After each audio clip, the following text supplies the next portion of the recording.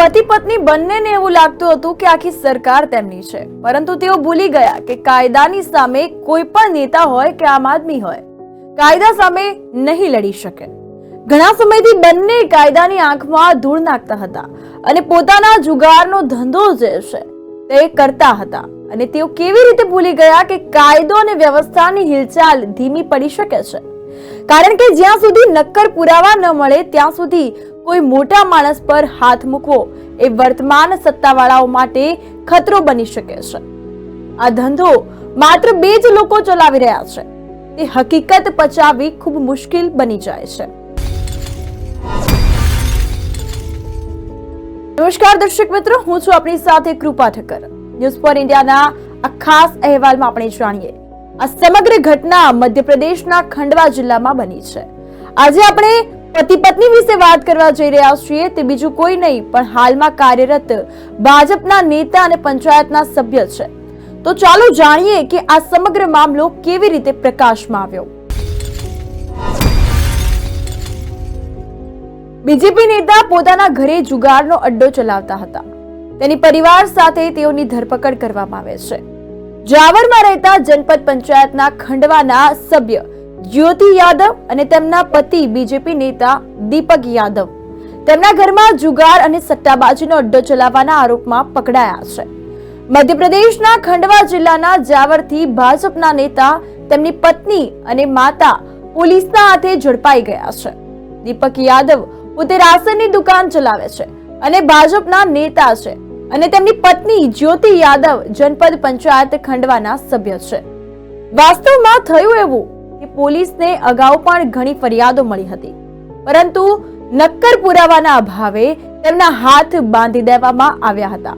પોલીસે તેમના ગુપ્તચર અધિકારીઓને રાત દિવસ કામે લગાડી દીધા હતા.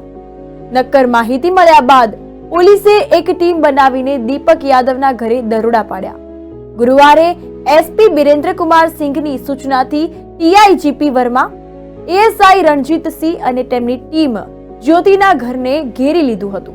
જ્યોતિના ઘરમાં પ્રવેશ કર્યો. આરોપીઓ એક રૂમમાં જુગાર અને બીજા રૂમમાં સટ્ટો રમી રહ્યા હતા. જ્યોતિ અને દીપક ઉપરાંત પુત્રો રોનક અને જીવન, લતાના પર્સમાં સટ્ટાબાજીની સ્લીપ મળી આવી હતી. તો ચારેયના કબજામાંથી 19 સટ્ટાની સ્લીપ, 2 મોબાઈલ, રજિસ્ટર, સીસુ અને ₹10,170 મળી આવ્યા છે. જ્યારે અન્ય રૂમમાં જુગાર રમતા આરોપી દિલીપ, તેમના પિતા ચિમનલાલ યાદવ, રઘુવીરસિંહ, તેમના પિતા શિવરામ, રહેવાસી જવરના, શૈલેન્દ્ર, તેમના પિતા દેવરામ અને રાકેશ, તેઓના પિતા મિશ્રીલાલ, રહેવાસી તલવારિયા, આ રમતા હતા જુગારના પત્તા અને વાસણમાં રાખેલા ₹10,000 સાથે તેઓને રંગે હાથે ઝડપ્યા. ટીઆઈ વર્માએ જણાવ્યું કે આરોપીઓએ તેમના ઘરને જાવરની આસપાસના ગામોનું મુખ્ય મથક બનાવ્યું. વાસ્તવમાં થયું એવું કે પોલીસને અગાઉ પણ ઘણી ફરિયાદો મળી હતી, પરંતુ નક્કર પુરાવાના અભાવે તેમના હાથ બાંધી દેવામાં આવ્યા હતા. પોલીસે તેમના ગુપ્તચર અધિકારીઓને રાત દિવસ કામે લગાડી દીધા. નક્કર માહિતી મળ્યા બાદ પોલીસે એક ટીમ બનાવીને દીપક યાદવના ઘરે દરોડા પાડ્યા હતા. ગુરુવારે એસપી બિરેન્દ્ર કુમાર સિંઘની સૂચનાથી ટીઆઈજીપી વર્મા, એએસઆઈ રણજીતસિંહ અને તેમની ટીમ જ્યોતિના ઘરને ઘેરી લીધું હતું. આ અંતર્ગત જ્યોતિના ઘરમાં પ્રવેશ કર્યો તો આરોપીઓ એક રૂમમાં જુગાર અને બીજા રૂમમાં સટ્ટો રમી રહ્યા હતા. જ્યોતિ અને દીપક ઉપરાંત પુત્રો રોનક અને જીવન, લતાના પર્સમાં સટ્ટાબાજીની સ્લીપ પણ મળી આવી હતી. ચારેયના કબજામાંથી 19 સટ્ટાની સ્લીપ, 2 મોબાઈલ, રજિસ્ટર, સીસુ અને ₹10,170 ના પુરાવા સાથે બધું જ મળી આવ્યું. તો ચારેય અન્ય રૂમમાં જુગાર રમતા આરોપી દિલીપ અને તેઓના પિતા ચિમનલાલ યાદવ, રઘુવીરસિંહ, તેઓના પિતા શિવરામ, રહેવાસી જવરના છે, શૈલેન્દ્ર, તેઓના પિતા દેવરામ અને રાકેશ, જેમના પિતા મિશ્રીલાલ, રહેવાસી તલવારિયા, રમતા હતા પત્તા અને વાસણમાં રાખેલા ₹10,000 સાથે રંગે હાથે ઝડપી પાડ્યા હતા. તો ટીઆઈ વર્માએ જણાવ્યું કે આરોપીઓએ તેમના ઘરને જાવરની આસપાસના ગામોનું મુખ્ય મથક બનાવ્યું હતું. દીપક સામે જુગાર અને સટ્ટાબાજીના 2 કેસ નોંધાયેલા છે.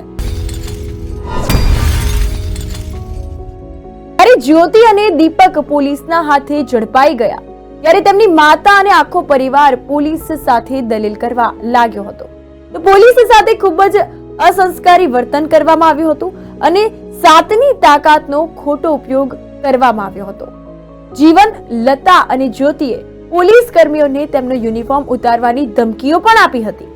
તો આ હતી આજની ભાન ભૂલ્યા નેતાની કહાની, જેને સત્તાની તાકાતનો સંપૂર્ણપણે દુરુપયોગ કર્યો હતો અને સત્તા આવેશમાં આવી પૈસા કમાવા માટે જુગાર અને સટ્ટા જેવા ગેરકાનૂની કામો પોતાના જ ઘરમાં કરવા લાગ્યો હતો. પરંતુ તેઓ કેવી રીતે ભૂલી ગયા કે કાયદો અને વ્યવસ્થાની હિલચાલ ધીમી પડી શકે છે, કારણ કે જ્યાં સુધી નક્કર પુરાવા ન મળે ત્યાં સુધી કોઈ મોટા માણસ પર હાથ મૂકવો એ વર્તમાન સત્તાવાળાઓ માટે ખતરો બની શકે છે. પણ જ્યારે કાયદાની વાત આવે ત્યારે કાયદો કોઈ પણ અપરાધીને છોડતો નથી. કાયદા સામે ના કોઈ નેતા છે, ના કોઈ મામૂલી માણસ. કાયદા બધા માટે સરખા જ હોય છે. તો આ હતી આજની સમગ્ર ઘટના.